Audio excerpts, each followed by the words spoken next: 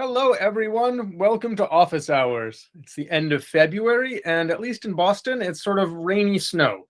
So, not the nicest weather. Hopefully, nicer where everyone else is. Anyhow, welcome. Announcements and highlights. Since the last meeting, I cut 580, and we have problems, and we'll talk about it down in agenda land. Anyone else have any announcements?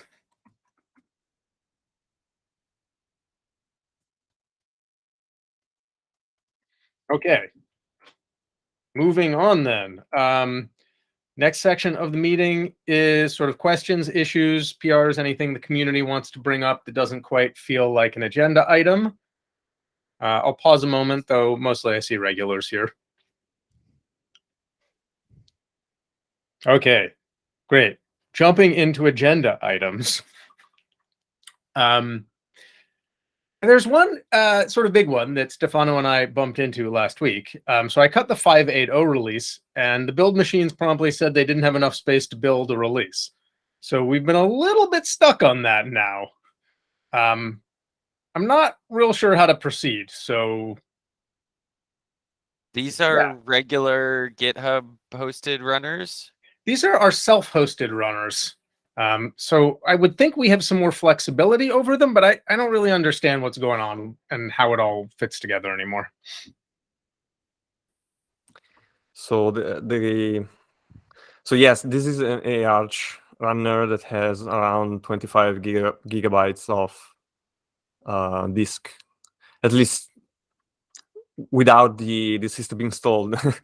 the remaining space or so, it's like 23 before everything starts. Yeah, the issue is that the build right now probably takes around, well, those 23 gigabytes, give or less. This is a problem that has been documented. Like we had in the past this issue with the GitHub Action runners. And yeah, we found some workarounds inside the CI job itself to reduce in certain moments the amount of disk space that was used. But right now, the build itself is failing. So that's kind of like one of the first steps. There's not that much before that. And again, it's 21 gigabyte or 23, whatever, due to how we register tables and plugins in Osquery.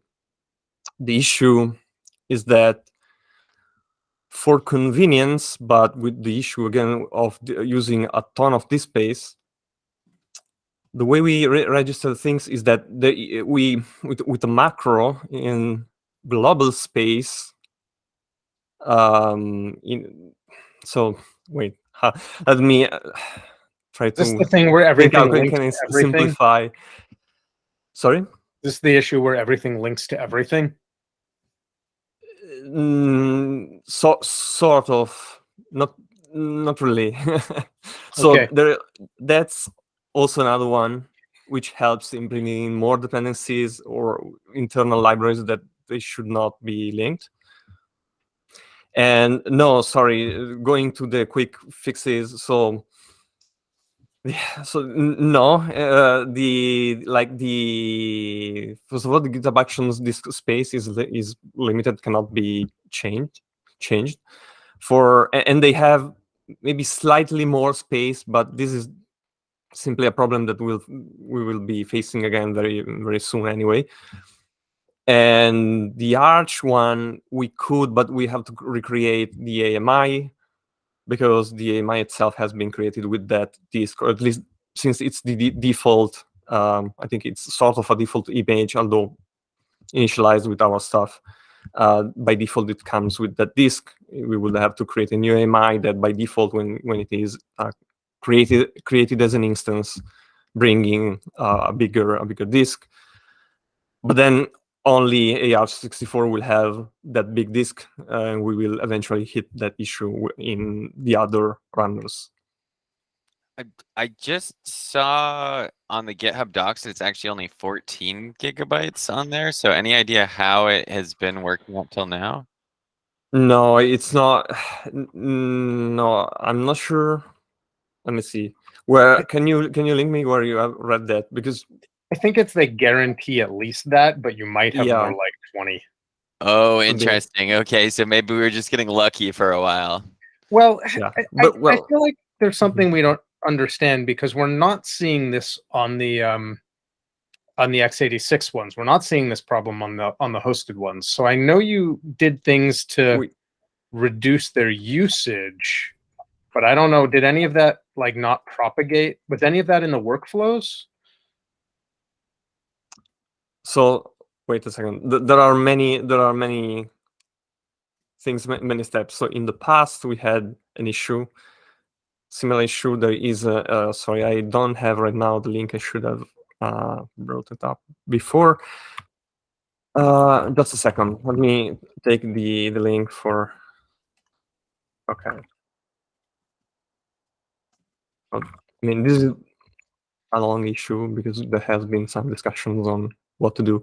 But anyway, that is the first time, let's say, I recall having an issue on CI. Although like if you build locally, you can already see how much space it takes. Back then was on Azure pipelines. I think we simply moved around. We simply moved around again some of the steps, so that at any moment it would not use that much disk. There has been some changes by Teddy, so that some internal PCs would not be all necessary when compiling tests. It might have helped. Well, I didn't check back then actually, but that was it. So again, the core issue is that how we register tables and plugins, which causes the need of you passing a special flag at the linker named whole archive, which causes forces the linker to keep everything, like every function, every class, etc., even if it's not referenced by the test itself. So the linker is unable to drop it. And the reason for it is that, again, due to how we register tables and plugins, the linker, the way it is done, the linker doesn't understand that way that it is done.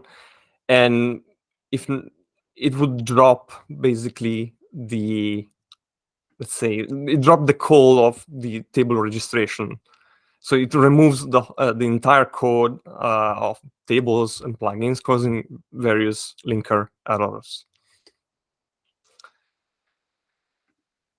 So again, this method was convenient back then, just because you would, like, this coded parameter registration. There are macros like register, internal, register, external, register. You might have seen when you write a new table, you have to put that macro, and there you give also the name of the table.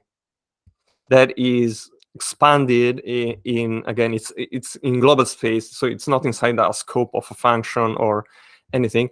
And so being in global scope, what that does is to allocate instantiate a class.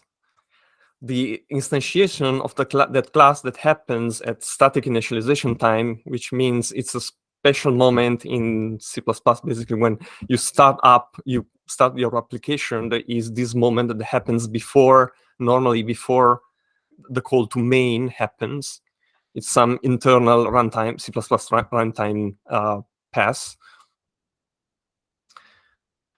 That is the moment when it is call distantiated and causes a call to the class constructor.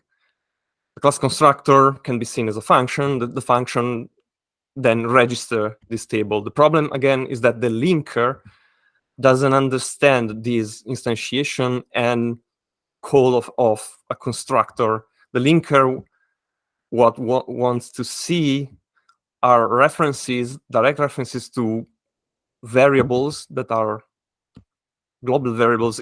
So even if this class that is causing this instance that is causing instantiation is saved into a global variable, this global variable is not referenced in any place.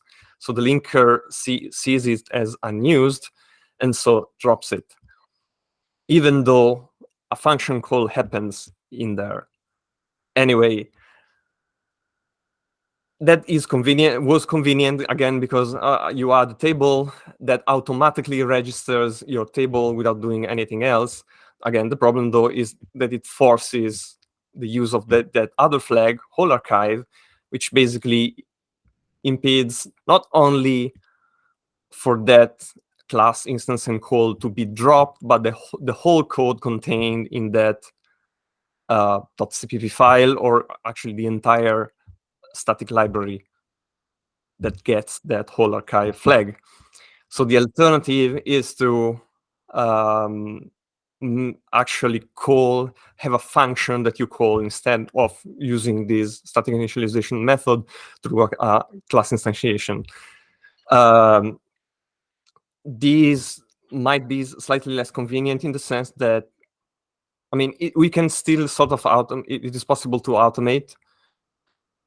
It is already sort of done when you register the foreign tables. There is a Python template that gets generated, and inside there is then a list of calls to the various table registration functions.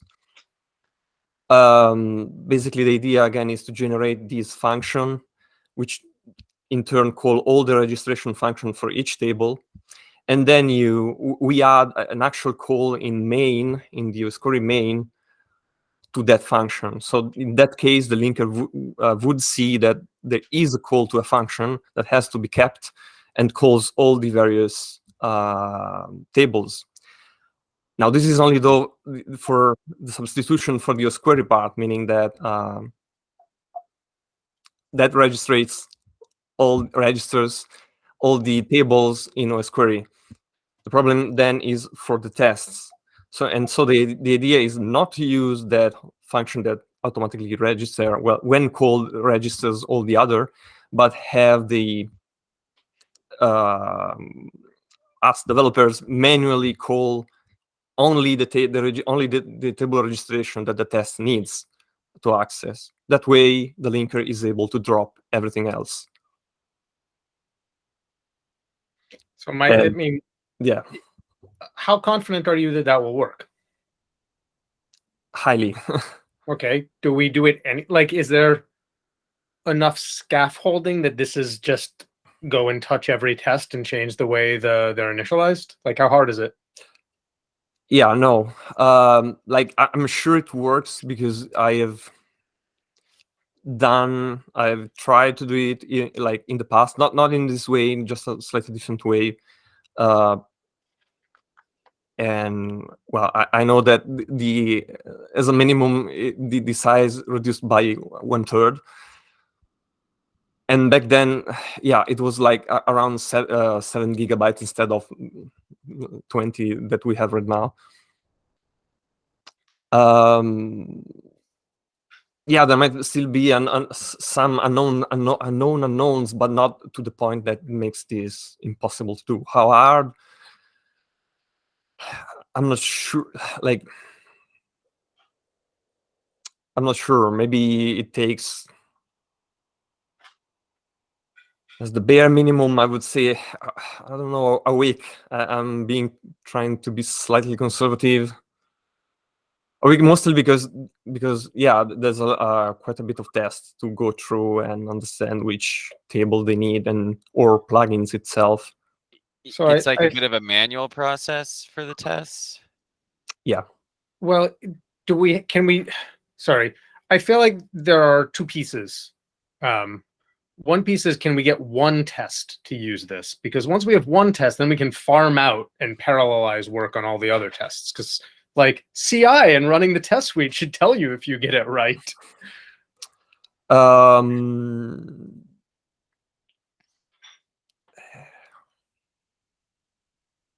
Can you do that? Well,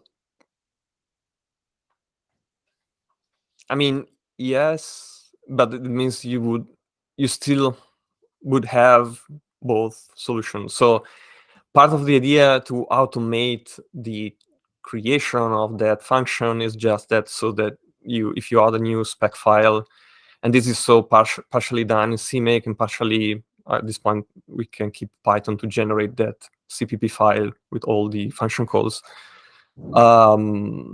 Yeah, again, it's not to not do that part manually, so that as soon as you add a spec file, there is still a somewhat automated way that ensures that the table is registered in Osquery.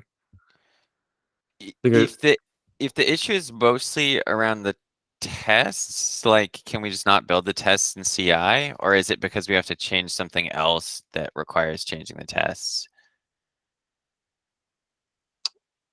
Or can we, sorry, like, obviously we need to build the tests in CI to run the test, but like for the CI release job, perhaps, can we skip the tests? Or is the problem that the CI broke before we cut the branch?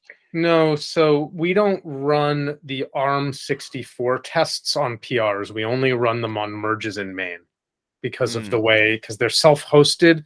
So we only run them on main because then we know the code's vetted, because it cuts out an attack route. So the main build, the build on main, the 5.8.0 build has not suckeded on ARM64s because of this disk space. Yeah, keep in mind that this is. I'm just thinking about like workarounds here. Like, would it be possible for us to spin up a different ARM64 machine, build a test on that, and verify that the tests are passing, and then change the CI to not run the release CI to not run the tests, or not build the tests, and just build the binary, at least to get us this release out the door? And then we figure out how to fix it. Yes, I mean, as workaround goes, one could also try to build less executables for the tests that should decrease the current duplication of object code binary. And yeah, you could also, this could be the quicker way for the workaround. I just warn the fact that this is not something that goes away. I mean, yeah, I understand it doesn't go away. It seems like we have kind of two problems, right? One of them is that the 5.8.0 release is blocked, and the other one is that we can maybe do some ugly manual stuff to get a release out the door, but we still have this big problem lurking.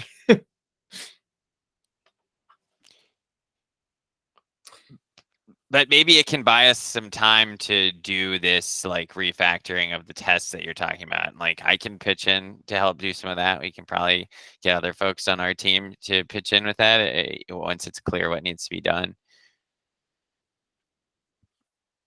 I think the thing that I'm pretty unsure, I don't really understand what's fastest and what's like easiest to do, right? Is refactoring the tests.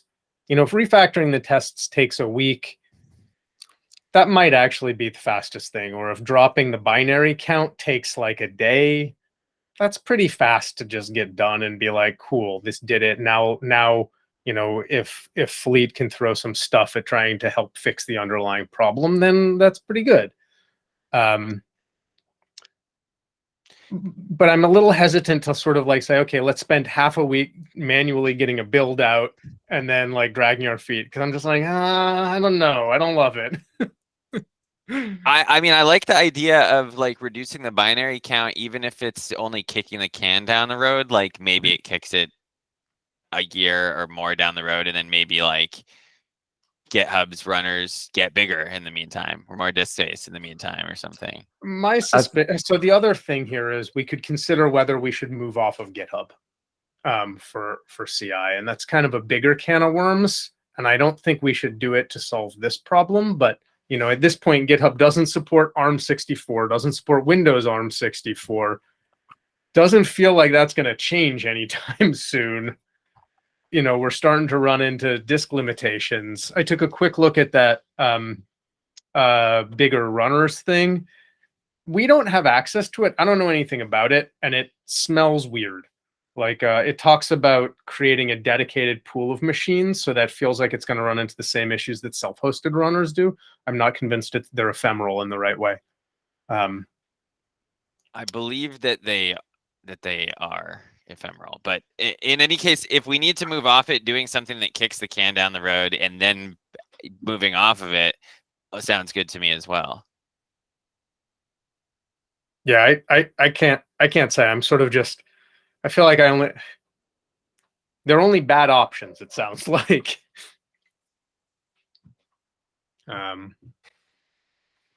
Stefano, how easy or hard is it to adjust the binary, the test binary count?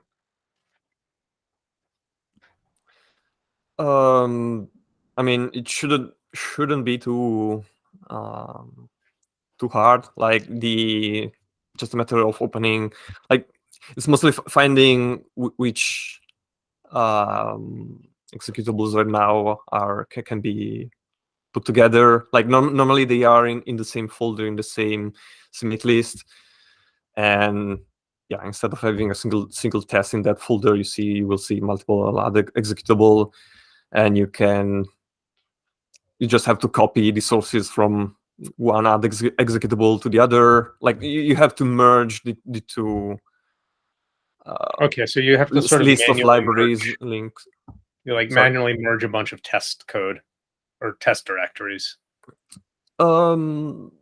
No, it's just not directories or files or code. It's just the submit list. It's just really the definition of the build of those tests.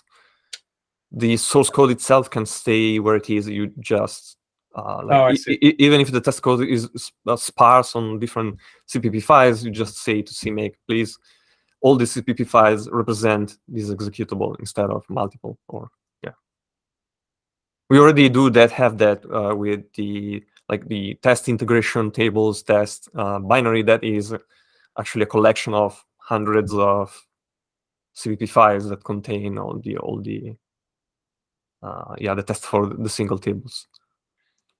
So maybe a question is like, what do we think we could do fastest? Like, what could we do? Well, the fastest inside a week. Like, is there something we do to get 5.8.0 out in a week? Yeah, the fastest is to try to merge those tests. Yeah. Obviously, the downside. So originally, Osquery had like a couple of, I think, or even one single binary. The reason for it being split was because it highly improves the compilation speed, and that this is another thing which is not only like, I understand the urgency of unblocking the release, but like it's not only a matter of just throwing more hardware at it. Like, yeah, you can, but it still gives increasingly issue because linker times increase. Developers, need much more space, and this becomes even more pathologic when enabling things like ASAN. Like easily that doubles or even triples. I recall, or even last time on Windows when we enabled, in fact now it's forced to disable the incremental linking option, which should improve the speed, but causes, like, I don't recall, it was like 60 gigabytes or more of disk space for the whole build. So yeah.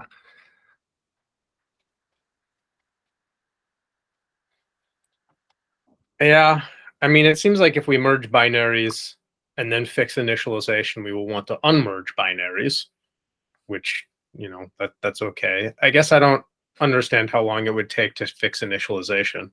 I don't know that I need to understand. Yeah. Like I'm not 100% sure on everything just because I don't have like I'm not too familiar with the Python part, Python generation, templating, etc. What I need, what sorry, what I need to generate those functions, etc., etc., etc. in there. I mean, I know it's possible. I'm not sure exactly precisely what to do. Again, I said 1 week mostly because the number of tests that need to be maybe slightly more, but yeah, you have to go through each of them, see what they require, and call the and put those registered calls for tables or plugins.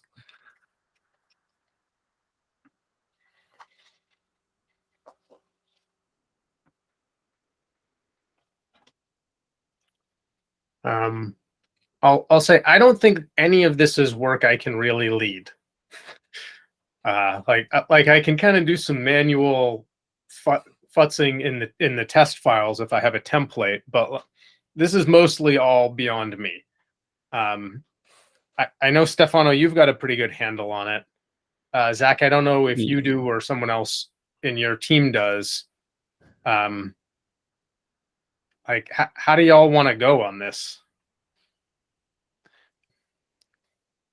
I think the hours we have in this specific moment are a little bit lower because we are handling a couple of bigger internal projects.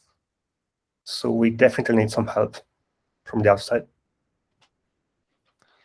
I would say I don't understand what needs to be done well enough, but if someone can show the pattern of what needs to be done, then we can probably contribute to that. Yeah, that'd be great. But yeah, I think that what I would like is trying to fix the release as soon as possible and then do the refactor. If that makes sense. Question then is, how do you fix the release without refactoring? Yeah, I don't have an answer right now. You all floated a couple of possible solutions there. I guess I mean, try them out. Yeah, merging the test binaries is the quickest one. And like if oh, sorry, go ahead. No, I was just saying that, and like if we can easily just merge them together. If we author a nice commit, then we can just revert it, hopefully, post refactor. Yeah, no, that makes sense. Like, and if it's, even if we can't automatically revert it, we can always observe what we did and manually undo it. Like, it shouldn't be that hard. How easy or hard is it to put together a PR that merges some of these binaries? Again, I think it's easy. Are you the right person? Highly depends. I have to see. I'm not sure. Like,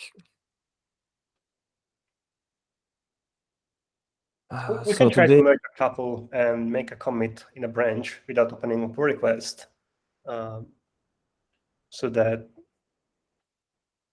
we can show how it is done, maybe.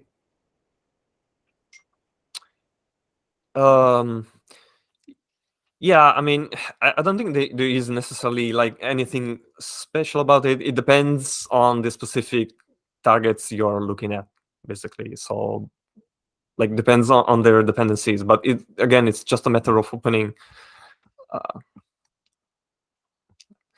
Let me see if I can find, like, it's something I can show if I can find a folder with a couple of tests instead of only one. I mean, Alessandro, can you put together a PR with like a simple example on this?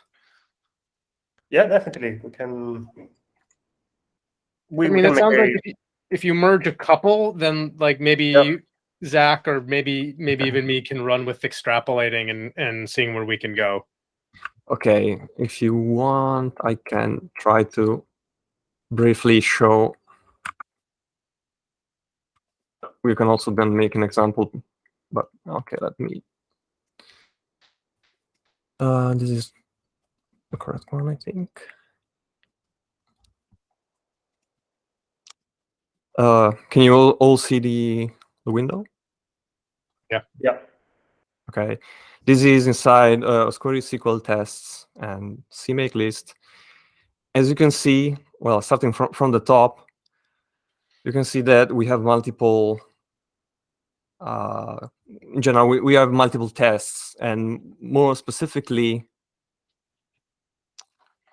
here we have each function represents a test binary, but specifically add Osquery executable is the one that represents an executable. So here we have an executable for these Osquery SQL tests, another executable for Osquery SQL test virtual table tests, etc., etc. So the job here would be, for instance, to take all these tests and merging them here, and specifically, okay, let me temporarily do this. So it's on a text editor. Just looking at that a little bit, we would basically each of those. Sorry, if you don't scroll for a moment. Sorry. Right? Yeah. You have add Osquery executable, and you have target link libraries. So Yeah. presumably, we would just concatenate the target link libraries, possibly run them through a unique function first. Deduplicating, yeah. Yeah, deduplicate, and that's it. Partially. And actually, yeah, no, yeah, it is. The tests will run or they won't, right? Mm-hmm. No, I'm just saying that. Well, obviously, you would have to see if there are any errors and deal with them. But yeah, basically, the idea is like that. So here, you'd merge all of the CPP files under the add Osquery executable, and you'd merge all of the linked libraries under target link libraries. Yeah. That looks like something I could try doing. And this now is the option where we're combining a bunch of test binaries. Yeah. Okay, yeah. And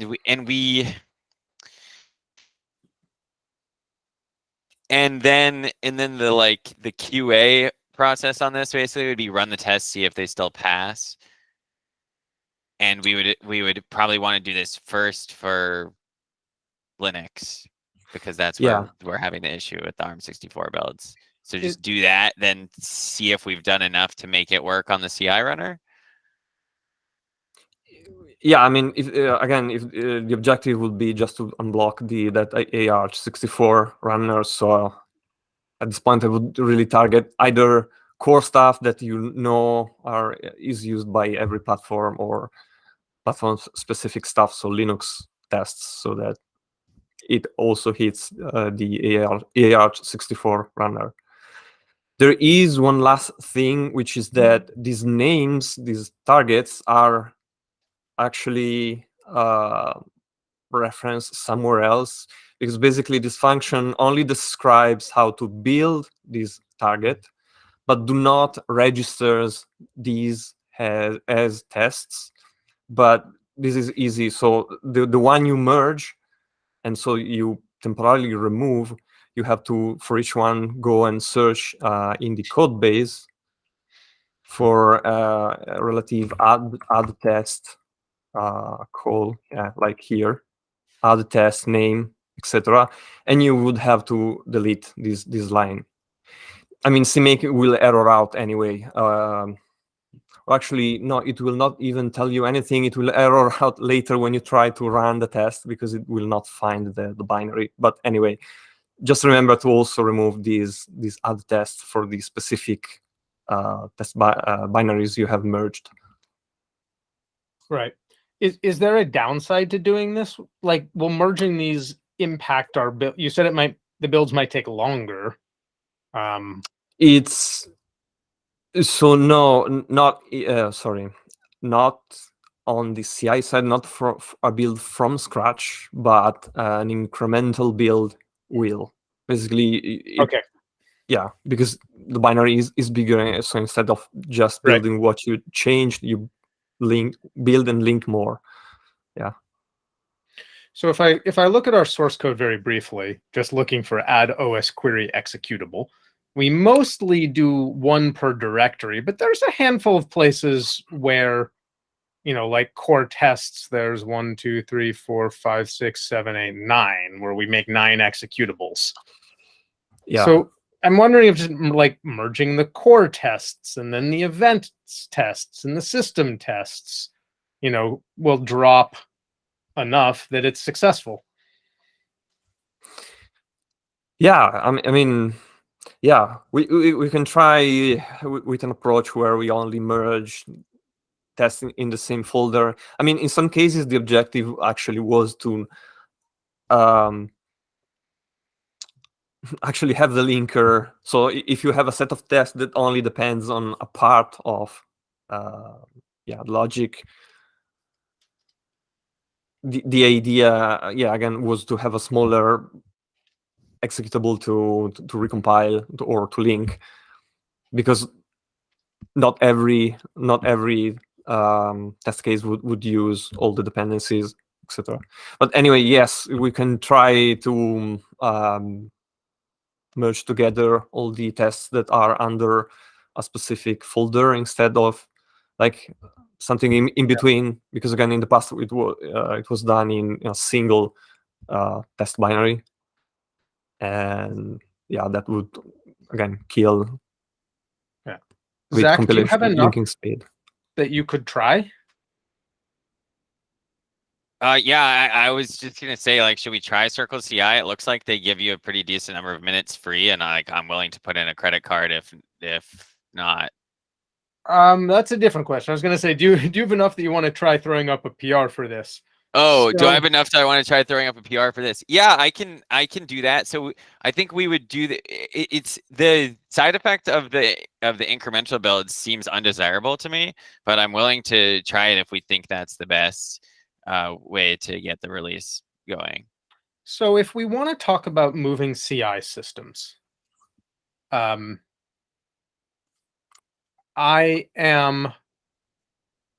have no particular love for GitHub Actions. I have no problem leaving GitHub Actions. There are a couple of caveats that I want to mention for whoever thinks that they want to pick up the work of moving it. There's a surprisingly large number of moving parts just in terms of how it all hangs together. So it may be a larger project than it looks like. And we would probably want to understand the vendor we're going to, make sure that we're not going to end up with sort of an unknown set of charges, hopefully understand that they can support our platforms. I think Cirrus CI has stepped forward in the past and said that they might be a good choice for us. I don't really remember why, just they came up back when we did the ARM64 port initially. So they've kind of been in my head. Circle CI is okay. Collide uses them. They're kind of weird around the edges, but that's not particularly an endorsement or anti-endorsement. Mostly the blocker around moving to CIs is that we have lots of logic embedded in the workflow files, and we could rip that all out and sort of recreate it or move it into something else, or sort of think a little bit harder about how CI builds things and where do those binaries go, all of that stuff. I don't think it will be like a day of work unless you've got some solid DevOps people. I mean, we do. They also, of course, have other things that they're working on that are already planned. The other thing I just keep coming back to is, like, if we're running into the issue so far only on ARM, like, should we try just making the AMI have a larger disk for now, and we'll see when we run into the issue with these other things, and then we can do the other painful things? I didn't make the AMI. I don't know how to do that. Does anyone here know how? I think it was made by Teddy. I don't exactly know how it was made. Okay. Yeah, we also have to clone like duplicate and bring into our organization the repository that currently drives the CI workflow itself, because it's currently on TED repository. So Not yeah, that you're wrong, Zach. It's just a surprisingly deep rat hole. Well, forking that repo into Osquery, that's very easy. Building the AMI sounds not necessarily easy, but maybe also it just needs to be basically an ARM64 builder with the right dependencies installed and the GitHub Actions client installed. So maybe that's not crazy. no idea. Also, don't know what's like. I see that actually that runner is like pretty big. Like even like I would say like excessively compared to the other CI The runners builder. are not small. They're running on like C6 larges, I think. Yeah, it's 16 Oh wow, cores. so they have like 16 cores, only 20 gigs of disk space. So I don't understand what's going on there.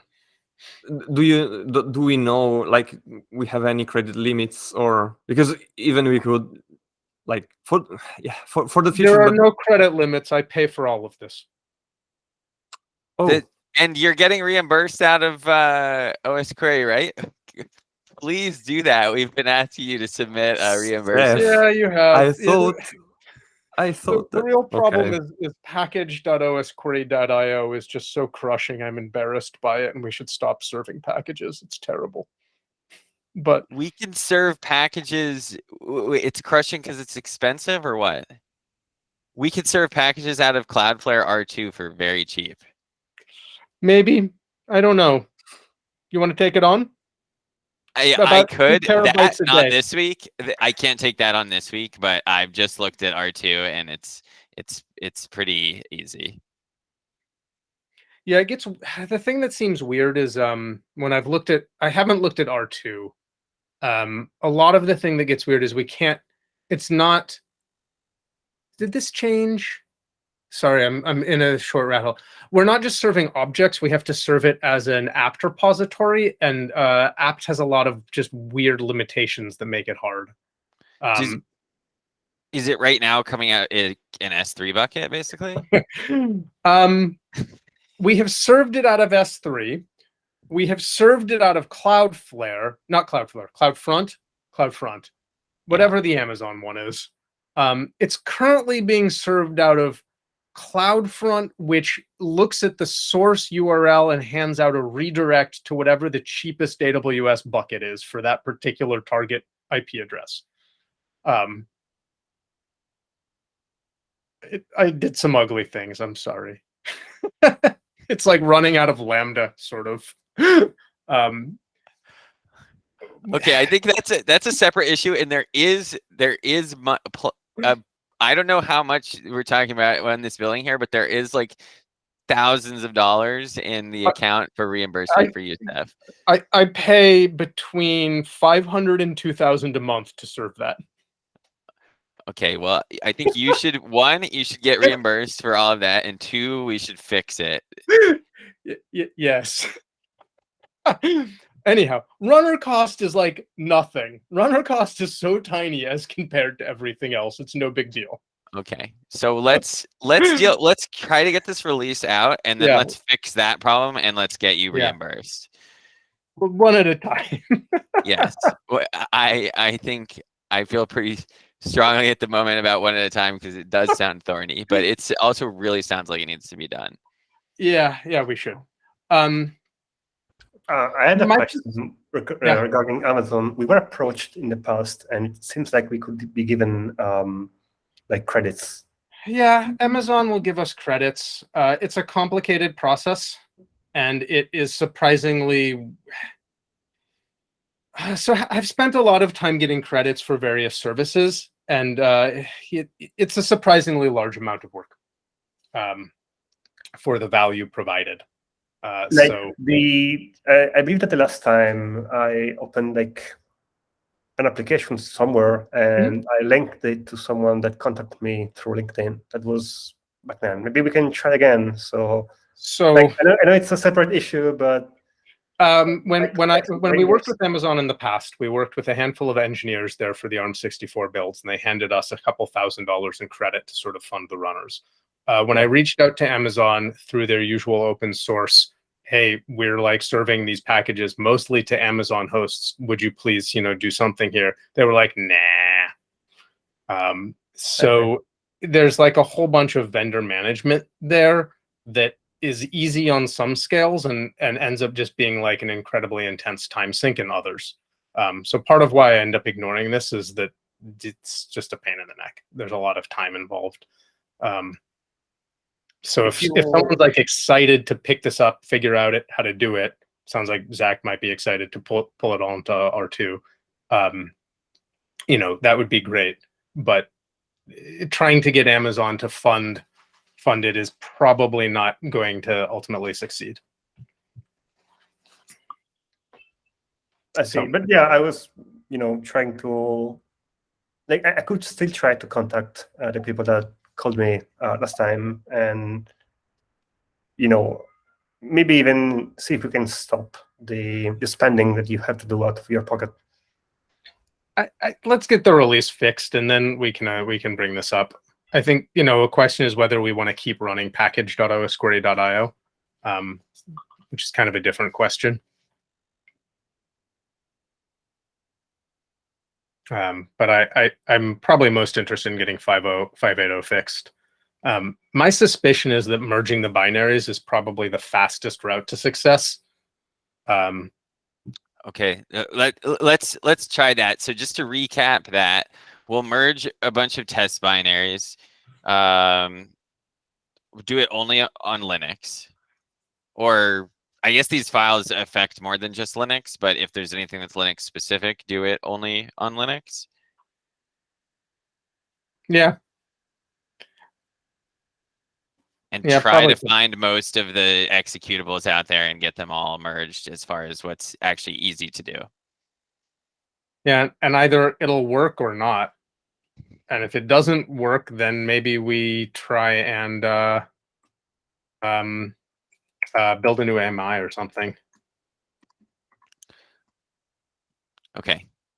Can someone please post the recording of this video as soon as it's available so that I can refer back to what Stefano was saying, and I'll see if I can make it happen.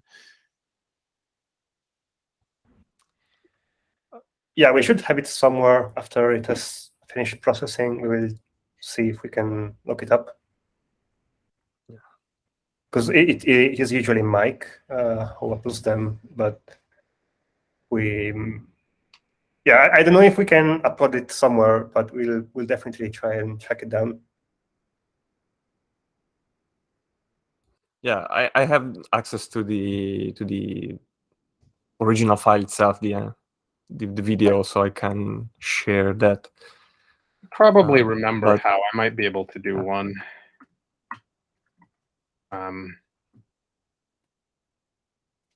Yeah.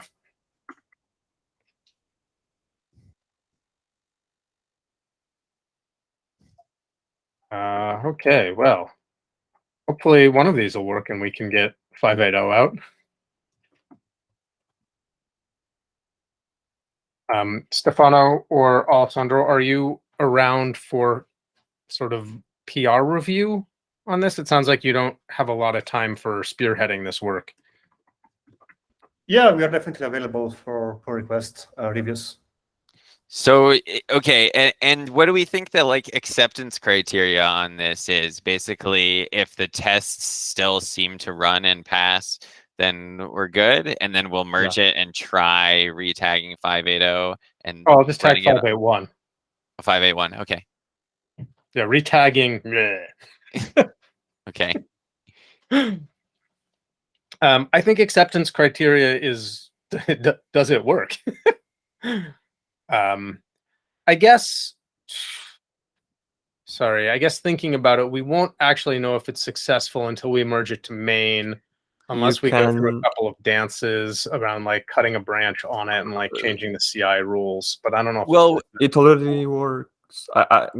When I was doing tests to understand how much space I could get by deleting some binaries, because this is not the first time it happens on the AR64. It happened like a week before also. Yeah, I just created a branch on on Osquery itself, and that branch is picked up. The only thing is that you have to not use any slash separator, because this is something I actually want to update. Because yeah, we have a single like star for the allow list of branches. We should have the double star so that it recursively goes and accept the brand names that are like directories. But anyway, yeah, if you give a name of the branch without separators slash separators, it will be picked up by the AR64 runner. Okay, I might put up a PR to do a couple of these things because I think I understood this well enough. Zach, how about you? Seth, when you say do a couple of these things, I might just try collapsing some of these and adding some stuff into the workflow. you mean the thing that Stefano was showing us earlier? Yeah, I absorbed that. Well, Seth, maybe in the core channel, just let me know which directories you hit. Okay. And I We can can try hitting some coordinate other there. directories. I won't be able to do it for the next few hours at least. Yeah, if I don't get it out in the next like half an hour, then my time is gone. But I might push one out like right now. Okay. Stefano, when you said we should update the branch specification, do you happen to know if it's star or star slash or star slash star? I seem to recall it was star. Great. I'll just do that while I'm here. Yeah. Okay. I will see if I can very quickly put up a PR that we can at least use as like a template for some of this stuff. And yeah, CMake is not my strong suit, but I'll try.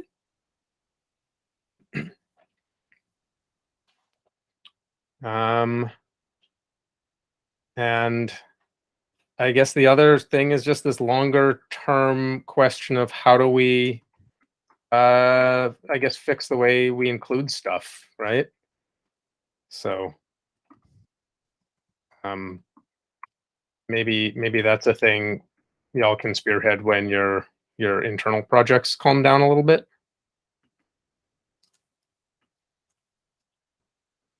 Yeah, definitely.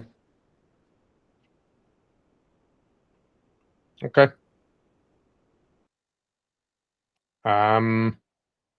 Anything else?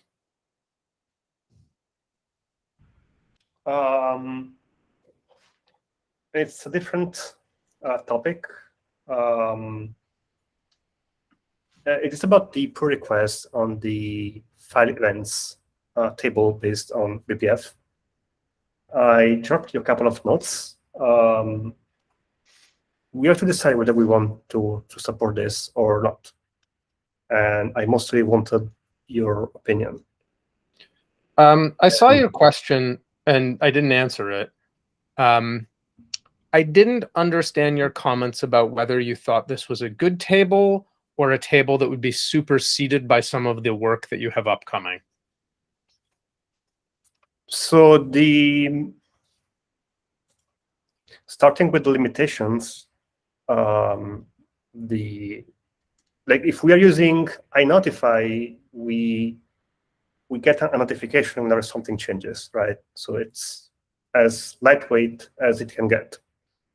If we're talking about BPF, that is not the case.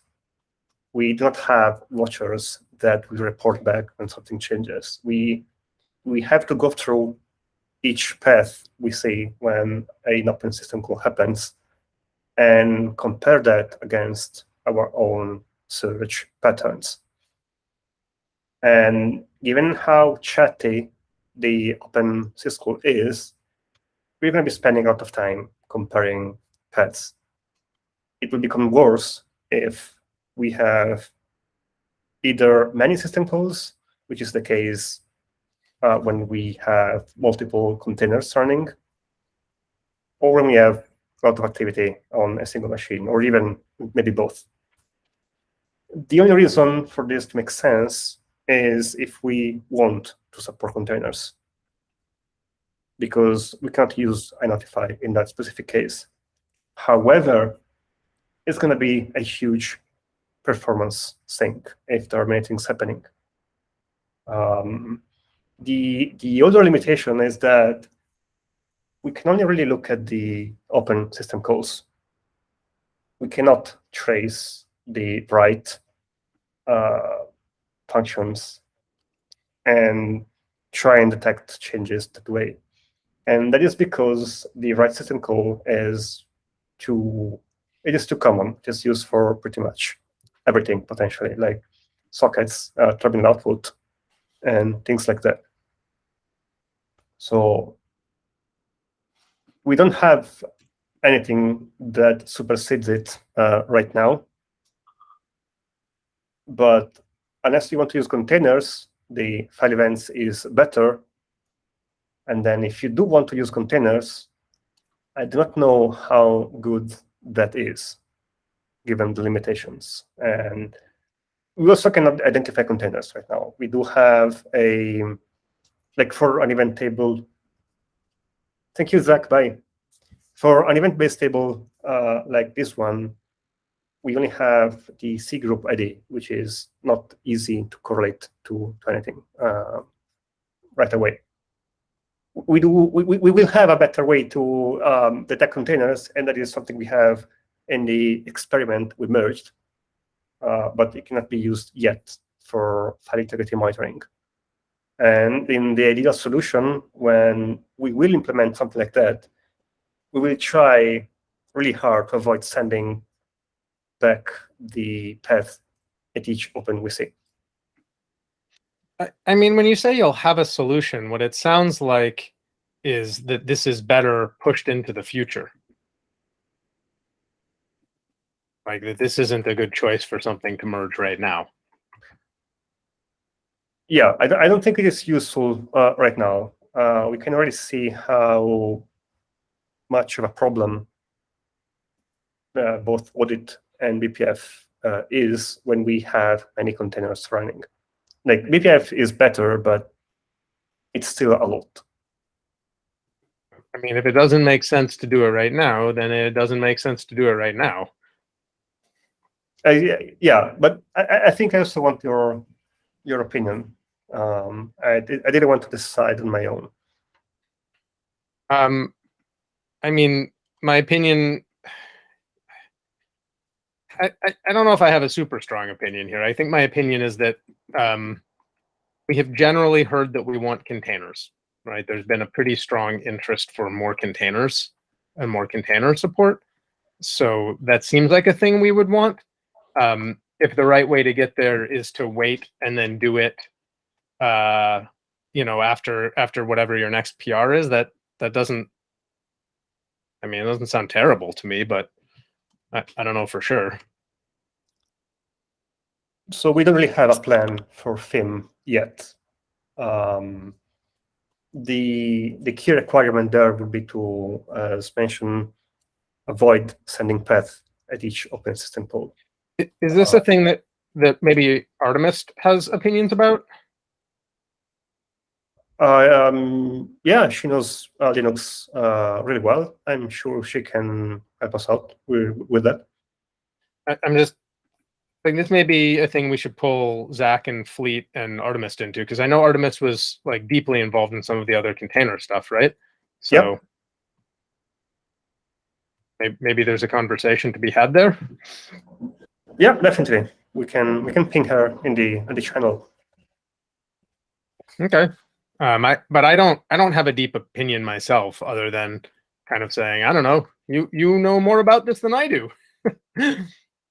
So kind of whatever you think.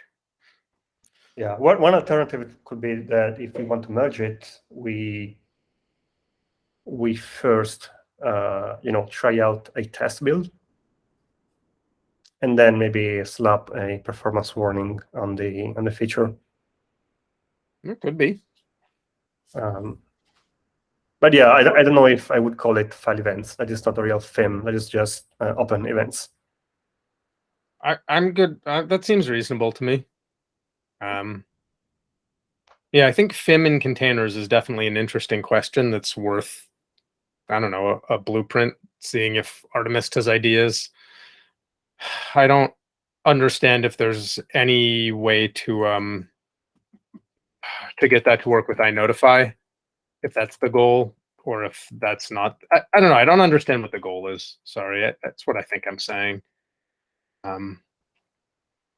Yeah, we can open a blueprint. Do you know if their goal is their goal to get FIM, or is their goal to get open events or audit logs? I'm sure they would like to have FIM. So, I mean, then a question is there a better way to get FIM? iNotify is hard to use because we don't know when a container is about to spawn, and also we do not know whether the files are available and where, and that depends on the file system technology used by the container backend. If we had a way to access those files, then sure, we could install the watchers using iNotify, but it's going to be a race condition in trying to detect the container and install the watchers. Mm-hmm. The ideal solution, and we don't have a project for that yet, is once we have the experimental work up and running, and once we update the Osquery toolchain to have the latest LVM updates that we need, then we could start and see if we can find a way to, like, ideally, we would want to trace the open and close events directly in the kernel, but only notify when we see a change. And what we have right now, for every open we see, we send the full path that is heavy. We want something that reduces the amount of things that we have to send through the socket, because BPF will cause performance issues in the kernel. Like, they are worse. You cannot see the CPU usage directly in Osquery. If you saturate all your system calls with programs running, you will see the kernel getting slower. Right. I'm sorry, I don't have any great advice here, so I don't know. I'm kind of happy to defer to what. Yeah, we can definitely open a blueprint issue and talk to the contributor, and also involve Artemis. Yeah, it just sounds like the core problem here is that people want better FIM support, and maybe they don't know how to do it themselves, so they're kind of grasping around.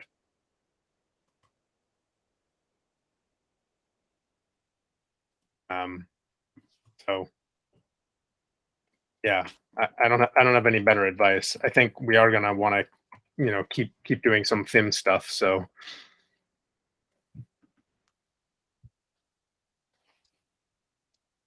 yeah.